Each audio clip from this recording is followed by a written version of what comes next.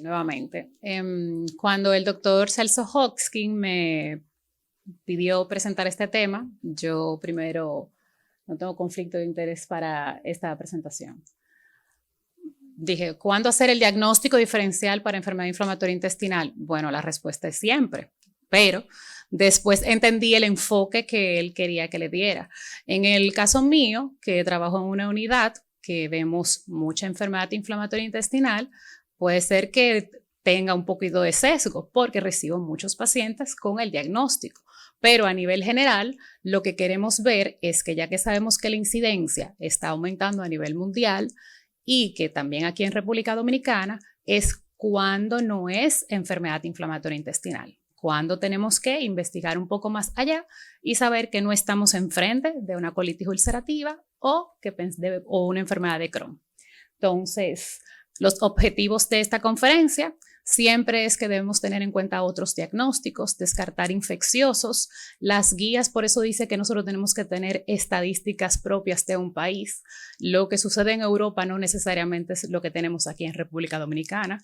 Los componentes infecciosos para nosotros son importantes. Pensar en medicamentosos, isquémicos, inmunodeficiencias, intolerancias, y la lista es interminable. Y concienciar la necesidad de comunicación entre el equipo de especialistas, porque esta es una unidad que se maneja con un equipo multidisciplinario.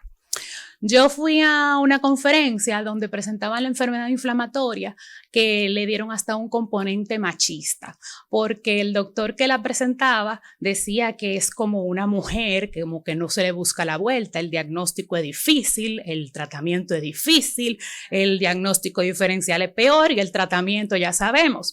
Yo hasta me enojé. Entonces, pues dije, no puede ser. Pero en este ambiente donde la mayoría somos conferencistas femeninas, bueno, va a haber una presidente femenina y las mayorías somos gastroenterólogas mujeres, no vamos a ver este comentario como machista, sino lo que vamos a ver es que esta enfermedad es una mujer que todavía está buscando cuál es el propósito definido para ver cómo es que la van a diagnosticar, cuál va a ser el tratamiento exacto y que le busquen la vuelta.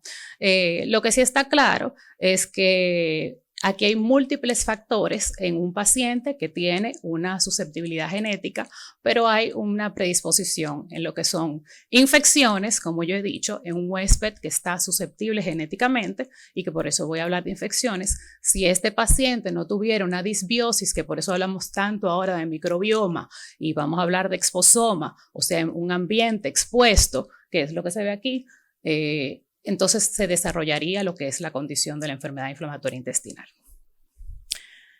Si además le agregamos a que el 25% de las enfermedades inflamatorias intestinales pueden primero tener unas manifestaciones extraintestinales y luego es que llegan al gastroenterólogo, entonces todavía complica más la situación. Entonces, por eso es que tenemos que tener pendiente que hay situaciones que puede ser que el gastroenterólogo sea el médico que llega de segunda mano y por eso la necesidad de comunicación de por qué tú me estás enviando a este paciente, qué es lo que tú quieres que descarte. Estas son las manifestaciones, esta guía salió recientito ahora en el 2023 y son cosas que puede tener el paciente, por ejemplo, manifestaciones orales y que el paciente realmente lo que tenga es una enfermedad inflamatoria intestinal, pero que si no se piensa, pues no la vamos a diagnosticar. Si estamos pensando de inicio que cómo la vamos a diagnosticar, bueno, la historia clínica sigue siendo la base. No solamente que yo vine por diarrea crónica y que ya de por sí yo tengo que pensar en que el paciente tiene historia de enfermedad inflamatoria. No, este es un paciente que vino de viaje, este es un paciente que tiene tales antecedentes, que tiene tales medicamentos. O sea, la historia clínica es la base para yo hacer el diagnóstico diferencial. Cuando te pongo el término endoscopía, aquí me refiero a endoscopía, colonoscopía, enteroscopía, porque no solamente se refiere a las básicas, sino a todo lo que yo puedo investigar.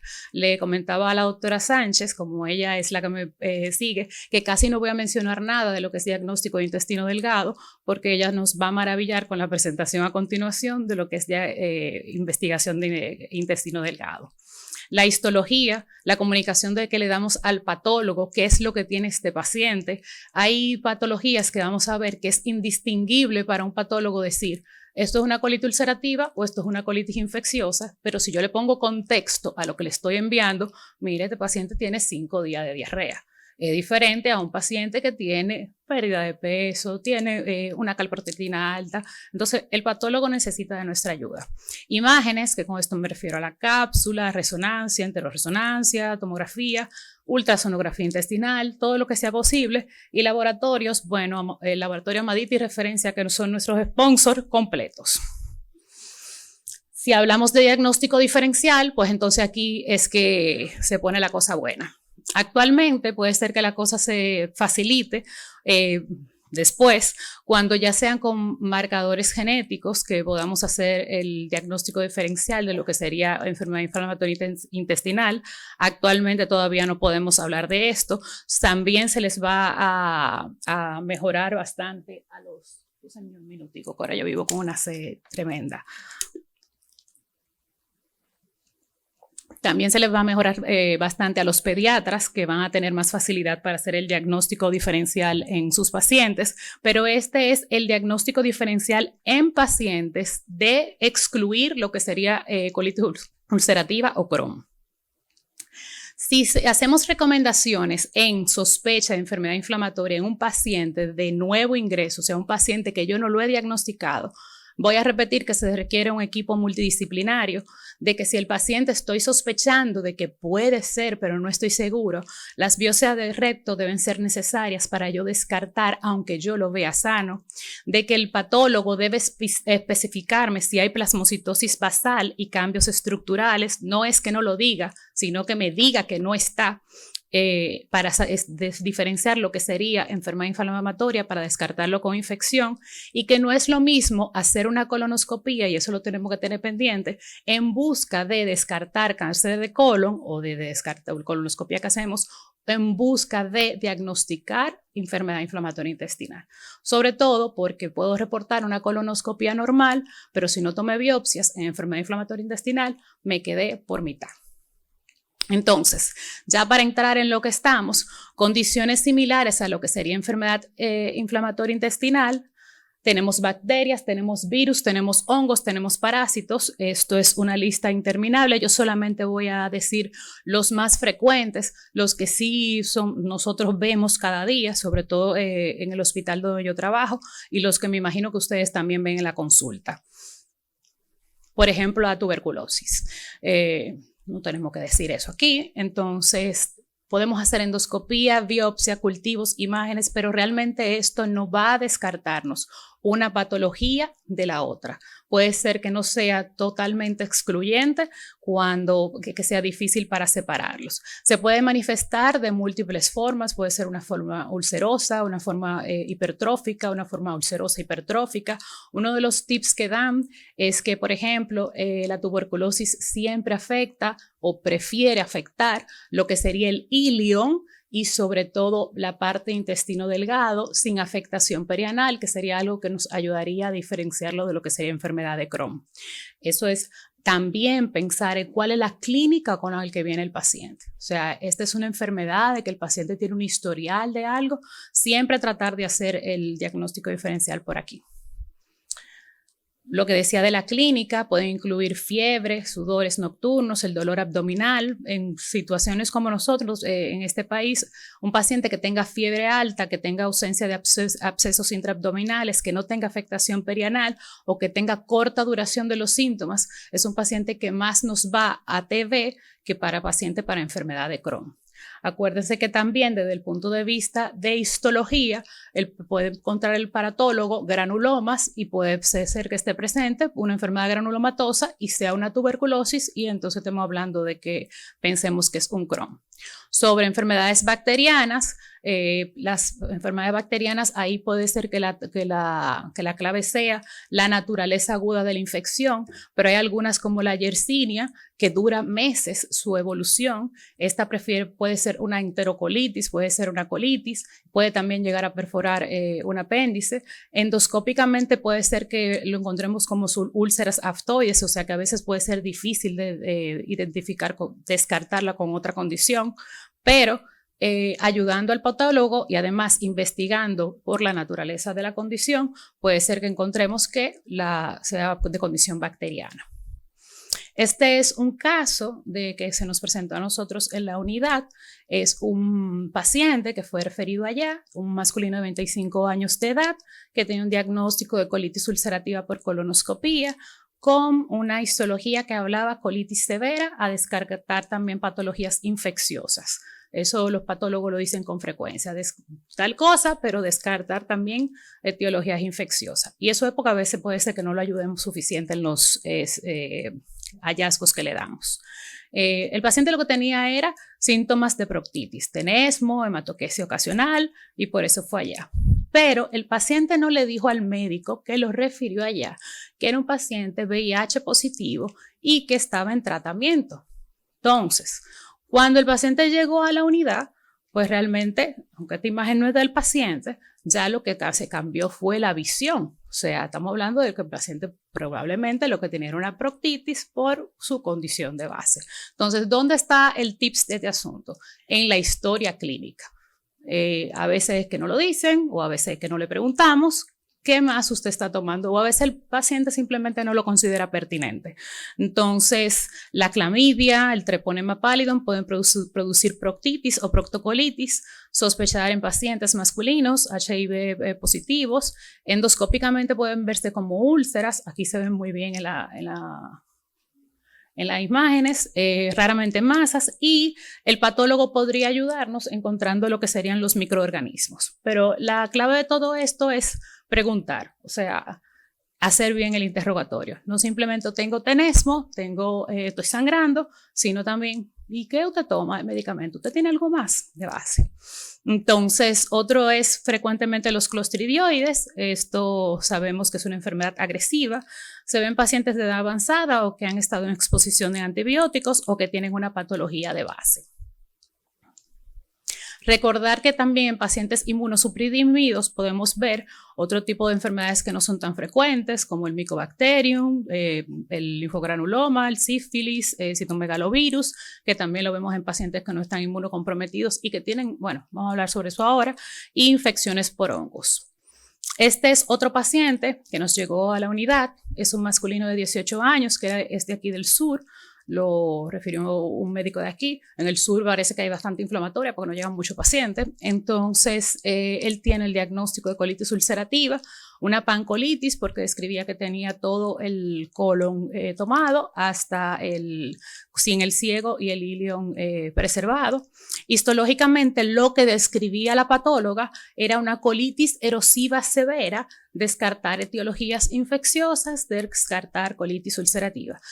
Cuando lo enviaron, el paciente tenía historia de haber necesitado una transfusión por un sangrado gastrointestinal bajo. Tenía una calprotectina bastante elevada, con 400, bien, pero tenía un coprológico con entamoeba histolítica y entamoeba coli, con salicilatos, y ella era tratado con antiparasitarios. Cuando llegó allá, el paciente también tenía un cuantiferón positivo y historia de haber hecho en varias ocasiones procesos neumónicos. Lo mandamos para que recibiera tratamiento y luego de eso el paciente fue reevaluado. Cuando el paciente se reevaluó, la calprotectina, eso fue con el paso del tiempo, vamos a decir como un año, la calprotectina se normalizó y la colonoscopía después lo que reportaba era una proctosigmoiditis leve con una colitis con evidencia de trofosoditos a medianos. En conclusión, para nosotros, este paciente siempre tuvo una colitis mediana.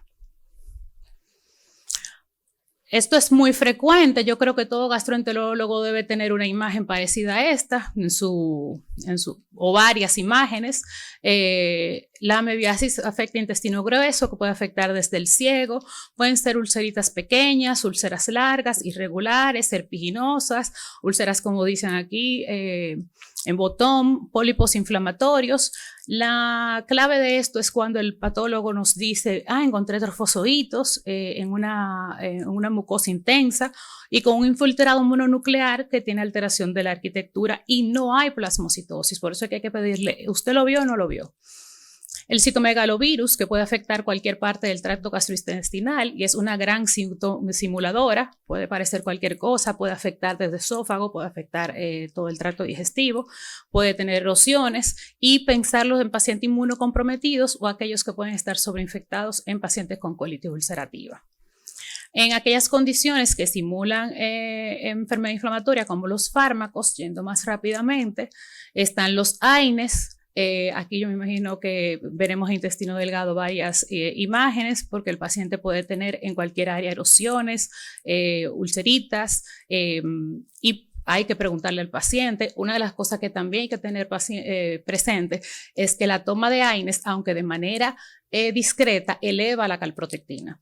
Entonces, un paciente que tenga esta historia, que tenga síntomas y que tenga hallazgos de este tipo y tenga una calprotectina discretamente elevada, bueno, vamos a ver si suspendiendo los AINES esa calprotectina baja. El micofenonato, el olmesartán, la ergotamina y los inhibidores del checkpoint, entre muchos otros que nada más mencioné los primeros.